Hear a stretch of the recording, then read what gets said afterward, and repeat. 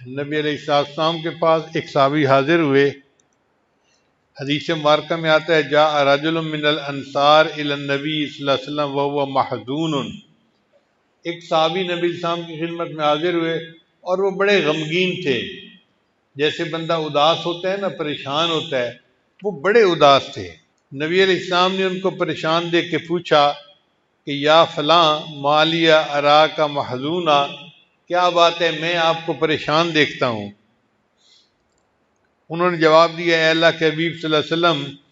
مجھے ایک خیال آیا ہے کہ دنیا میں تو ہمیں جب آپ کی یاد آتی ہے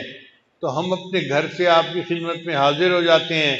ہم آپ کا دیدار کرتے ہیں، آپ کی صحبت میں بیٹھتے ہیں اور اپنے دل کو جو ہے مطمئن کر لیتے ہیں، لیکن جنت میں تو آپ انبیاء کے درجے میں ہوں گے اور ہم عام درجے میں ہوں گے، تو عام درجے کا بندہ تو اوپر نہیں جا سکے گا، تو اگر وہاں ہم آپ کا دیدار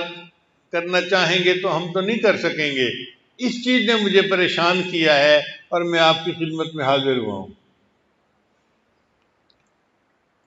چنانچہ جبریل السلام ایک آیت مبارکہ لے کر آئے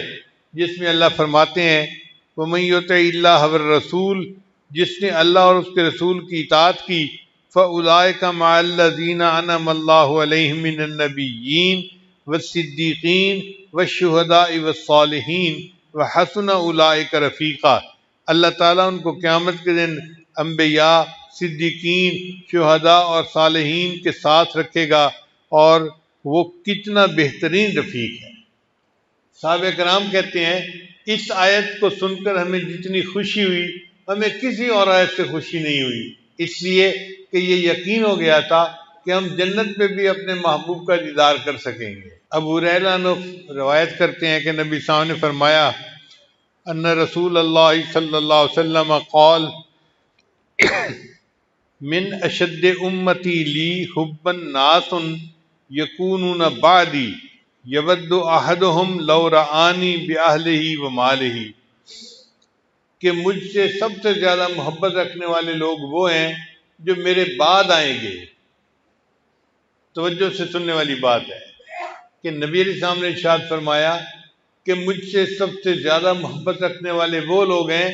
جو میرے بعد آئیں گے، اور ان کی حسرت یہ ہوگی کہ اگر وہ اپنے اہل خانہ اور مال کو بیچ کر اس کے بدلے میری زیارت کر لیتے تو وہ بھی اس زیارت کو کر گزرتے۔ وہ ہیں جو مجھ سے زیادہ محبت رکھنے والے لوگ ہیں۔